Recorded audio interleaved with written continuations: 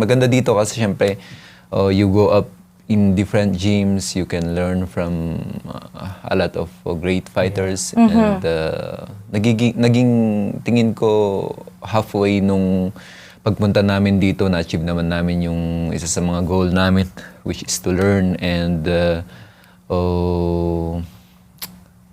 and be with those people who are in this sport for a long time. Napakaganda kasi syempre you come to meet a lot of people, lalo na yung mga kakailian natin or mga kababayan natin sa Pilipinas na nag-migrate dito. And iba yung environment na kung saan makikita mo kung gaano din nila na-miss yung mga kababayan nila sa atin.